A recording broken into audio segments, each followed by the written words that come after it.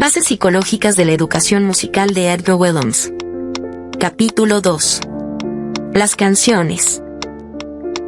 El canto desempeña el papel más importante en la educación musical de los principiantes. Agrupa de manera sintética, alrededor de la melodía, el ritmo y la armonía. Es el mejor medio para desarrollar la audición interior, clave de toda verdadera musicalidad. Si examinamos el canto desde el punto de vista de la psicología musical, nos vemos llevados a distinguir diversas clases de canciones. Unas favorecen el dominio del ritmo, otras preparan el oído musical, ya sea por intervalos melódicos determinados, ya por la armonía que dejan presentir al desarrollarse. También hay que considerar el caso del niño que apenas puede repetir un sonido.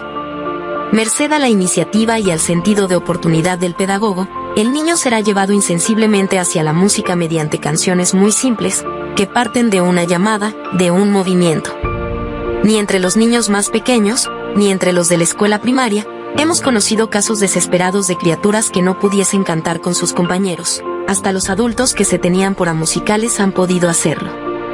En estos últimos, las dificultades dependen, frecuentemente, de condiciones psíquicas, de actitudes falsas, que no siempre es fácil modificar.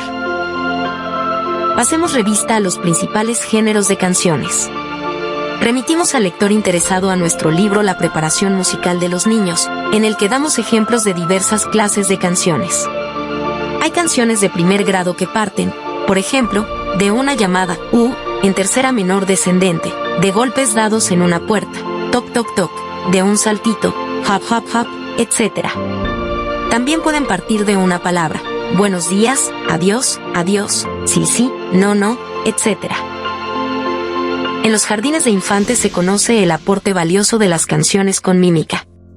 Aquí ya no se trata del ritmo musical, sino de la mímica y del ritmo plástico, cercano a la danza.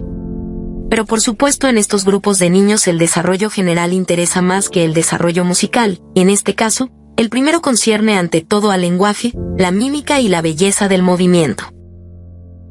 Además, es necesario que todos los niños aprendan las canciones populares nacidas del genio de su raza, canciones donde la belleza y el gusto musical deben anteponerse a las preocupaciones pedagógicas.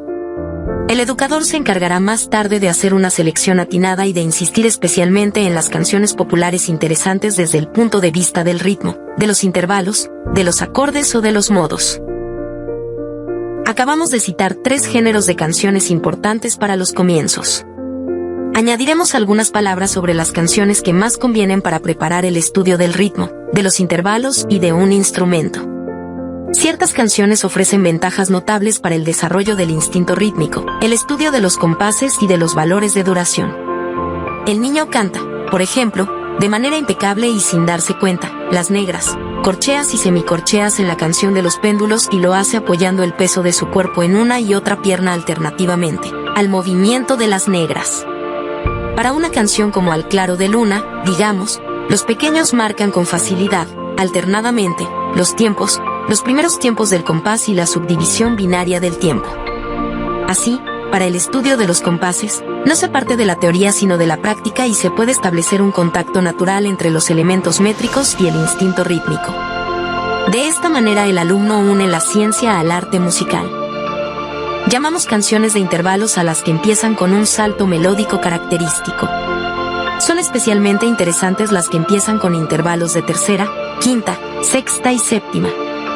Citemos, al pasar, Mambrú se fue a la guerra para la sexta mayor y, mamá, los barquitos para la séptima menor.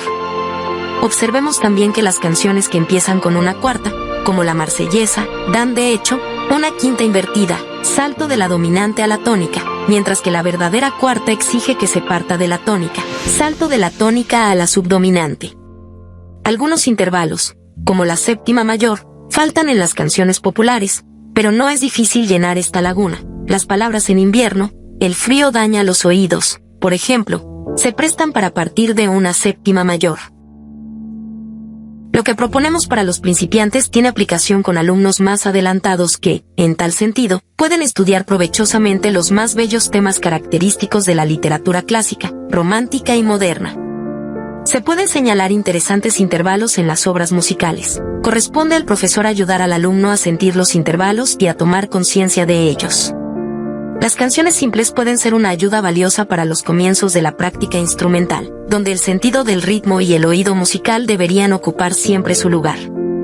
Para el piano, por ejemplo, el principiante tratará de tocar canciones, de oído, aunque no sea más que con un dedo. Después, las canciones en la extensión de la quinta serán un buen apoyo musical para ejercitar los 5 dedos en la primera posición de la mano en el teclado. Es preferible hacer cantar las canciones, primeramente, con las palabras, que ayudan a la memoria musical, enseguida tarareando la, transportado a diferentes tonalidades y finalmente en la tonalidad de do, con el nombre de las notas, antes de ejecutar la canción en el piano. Se respeta así el orden normal, ante todo el sonido, luego la palabra, después la realización instrumental.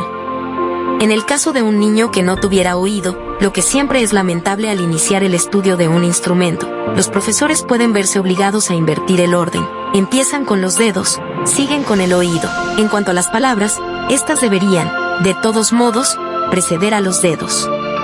Es lamentable que en este caso la audición se encuentre en último término, y sin embargo ciertos profesores adoptan dicho orden hasta con alumnos que tienen oído, pretextando que los resultados técnicos son mejores y más rápidos. ¿Pero acaso no es más musical, más artístico, partir del sonido y preparar al niño desde el punto de vista rítmico y auditivo, antes de emprender el estudio instrumental?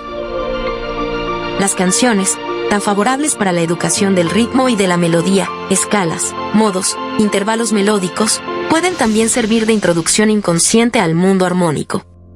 Los acordes están sugeridos en muchas melodías. Algunas de ellas se construyen con las notas arpegiadas del acorde o acorde roto. Una melodía cantada en canon es también una preparación para la armonía. Luego vienen los cantos a 2 voces, en ocasiones exclusivamente en terceras, como ciertas melodías originarias de Tesino o de Italia.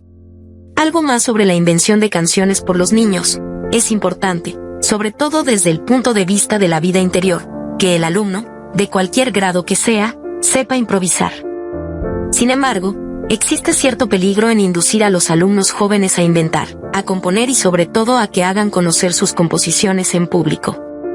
La vanidad no tiene nada que hacer en la práctica musical. La verdadera musicalidad tiene bastantes atractivos por sí sola. Otro escollo acecha a los que impelen a los principiantes a armonizar las canciones inventadas, pues no se puede lograr en breve tiempo que el alumno adquiera la madurez armónica indispensable para una armonización correcta. La armonía exige mucha inteligencia y práctica, por eso, salvo raras excepciones, debe reservarse para más tarde. En cambio, la invención de melodías simples puede lograrse muy bien, sobre todo si se las hacen hacer de ciertos ritmos corporales dados o inventados o, lo que es aún más natural, de poemas cortos o frases que pueden provenir del mismo niño. El deseo espontáneo de encontrar una frase cantada se presenta con bastante frecuencia en los niños. Por otra parte, hacia el segundo año, muchos niños pasan por un periodo de improvisación, en que cantan, a veces durante largo rato, utilizando una frase corta o hasta una sola palabra. ¡Qué lindo, qué lindo, qué lindo!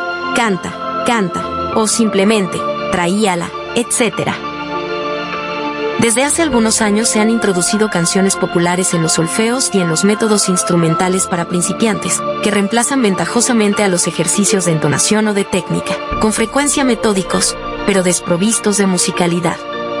Estas canciones son igualmente de gran valor para realizar, antes del estudio de la armonía tradicional, simples armonizaciones a 2, 3 o 4 voces. El canto popular adquirió, desde comienzos del siglo XIX, importancia histórica.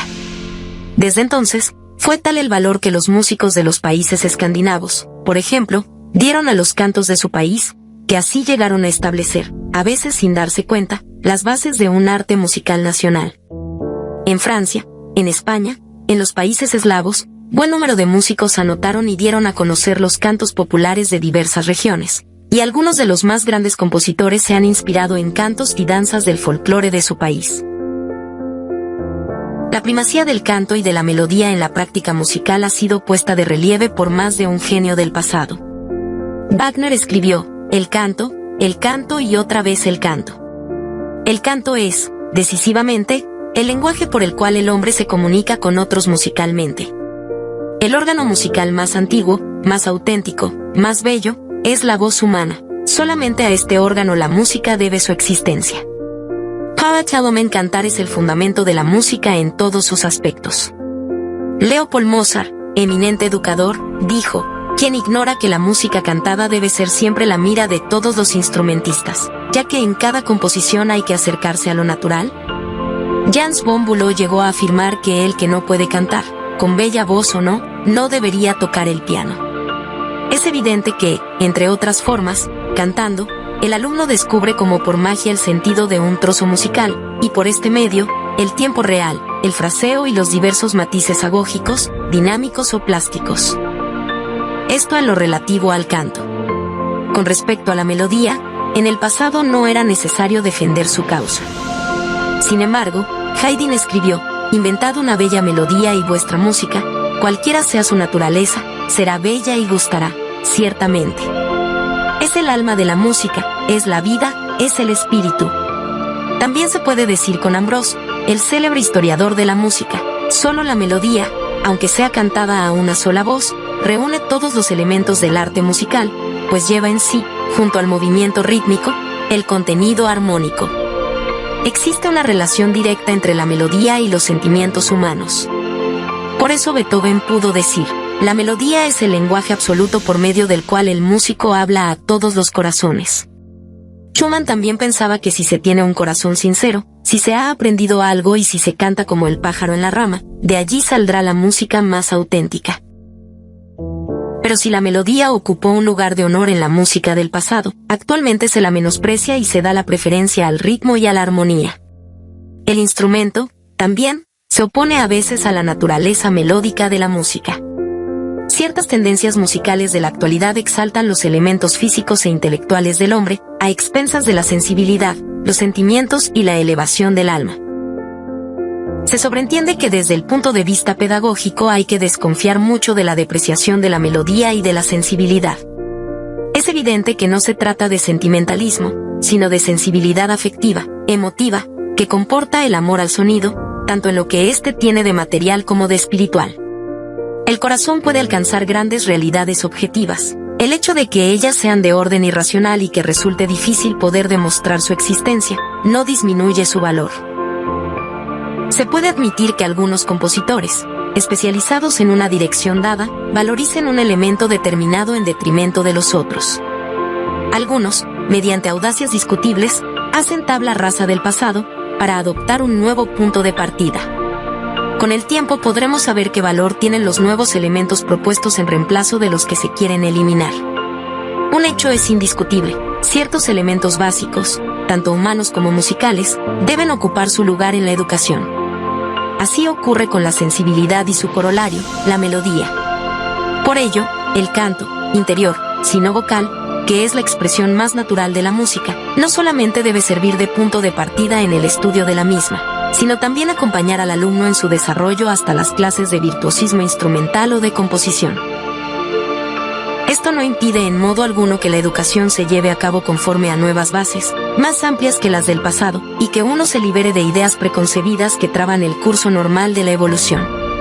No es necesario, por lo tanto, rechazar los verdaderos valores tradicionales, los que están en armonía con las grandes leyes, pero trascienden las pequeñas reglas restrictivas. Repitámoslo: a través de la música es preciso que el hombre y sus valores vitales se unifiquen.